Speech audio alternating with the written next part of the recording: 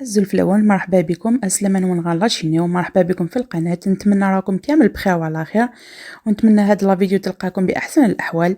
اليوم راح ندير لكم هذه المملحة الرائعة، ما تشبعوش منها، ودرتها بحشوة بزاف بنينة. تبعوا لا فيديو باش تشوفوا الوصفة.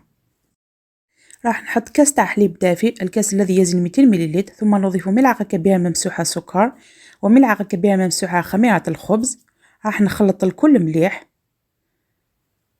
ثم نضيف 4 كاس تاع الزيت، دايما نقيس بنفس الكاس.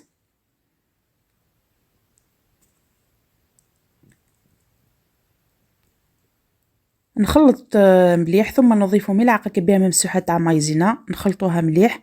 هاد المايزينا راح تعطي هشاشة للمملحة تاعنا. ثم نقوم بإضافة الفرينة، راح نحط الكاس الأول، ثم نضيف ملعقة صغيرة تاع ملح. الكاس هنا ماشي معمر مليح، ماشي بومبي. وراح نضيف الكاس الثاني،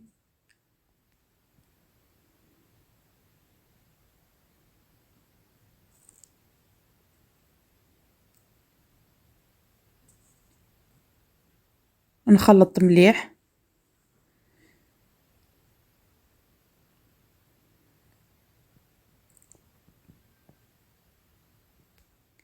ثم نضيف الكاس الثالث. من الأحسن تديروا الكاس الثالث شوية بشوية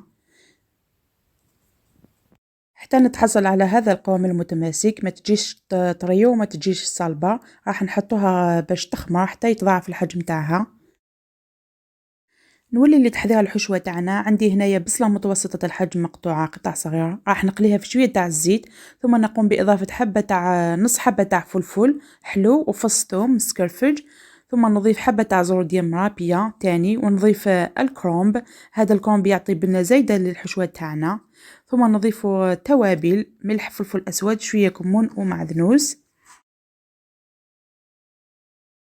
راحش ندير ولا قطرة ماء لهذه الخضار باش تطيب، راح نخليها هكاك تطيب ونغلق عليها على نار هادئة.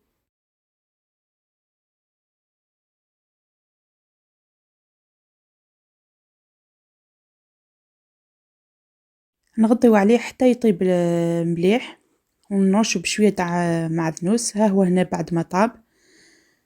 وهنا راني نقلي في شوية تاع لافيونداشي، في شوية تاع الزيت، حطيت شوية تاع توابل، ملح، فلفل أسود، شوية كمون ومعدنوس.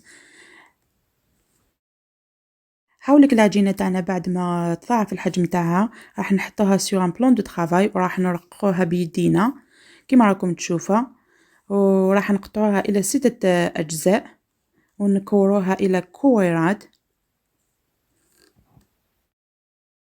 نقسموها إلى حجم متساوي باش تجي كامل الحبات متساوية.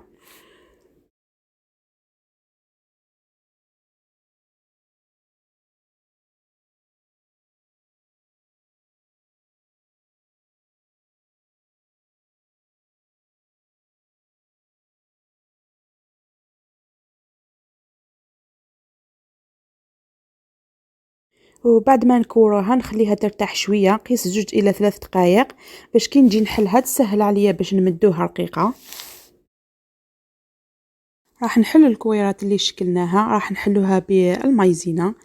ما تكثروش بزاف المايزينا، حلوها على سمك رقيق مليح. قد ما حليتوها على سمك رقيق راح تكون نتيجة أحسن.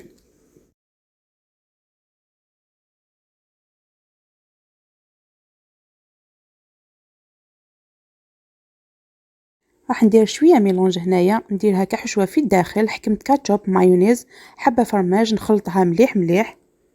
هذا الميلونج يزيد بنة مليحة للمملحة تاعنا.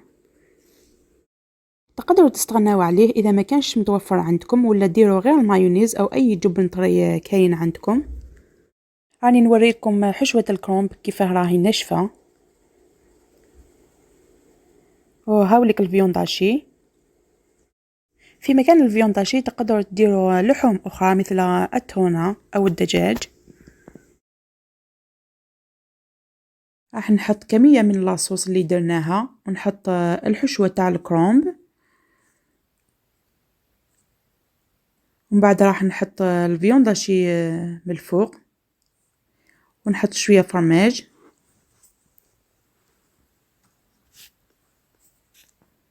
كما قلت لكم تقدروا تديروا غير الحشوه تاع الكرومب، تجي بزاف بنينه بدون اضافه الفيونداشي.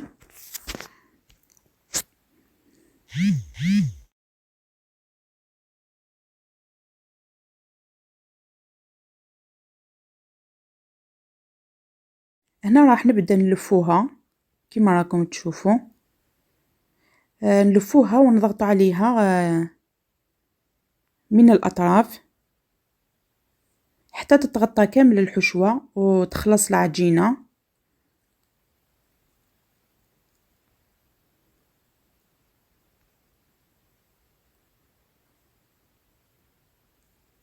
راح نحكم ان بلا فين راح نحطوها. هنا راح نحي كامل الزوائد من الأطراف. راح نحطوها فوق البلا، وهذاك المحلول نحطها في التحت باش ما تتحلش.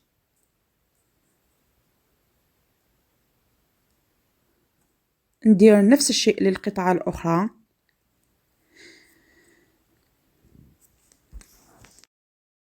هنا إذا ما حبيتوش فكرة أنها تتلاصق لكم المملحات، ديروها في سنيوة وخلوا فراغات بيناتهم باش كي تتنفخ ما تتلصقش مع أختها مع الأخرى.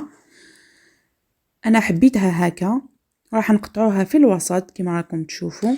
راح نحكم صفار بيضة مع شوية تاع حليب، ندهنو كامل المملحات تاعنا من الفوق باش نتحصل على اللون شباب.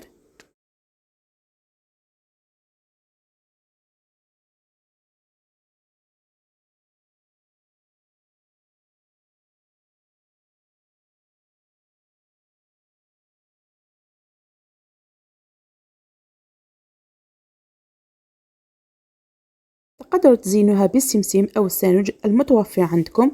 أنا زينتها بشوية معدنوس مجفف في الوسط. هذه المملحة ما نخلوهاش تخمر، نطيبوها مباشرة في فرن حامي مسبقا لدرجة حرارة 180 درجة أو 360 فahrenheit حتى تاخذ لون شباب. هنا خرجتهم من الفرن، يجيو بزاف خفاف وريحتهم بزاف تشهي. شهيتكم في الجنة إن شاء الله. وصلنا لافين لا فيديو، نتمنى عجباتكم شوية. نخليوكم هنا، تهلاو في رواحكم. نشوفكم في فيديو جديد إن شاء الله. ما تنسوش ديروا جيم وتبارطاجيو فضلا وليس أمرا. بقاو على خير.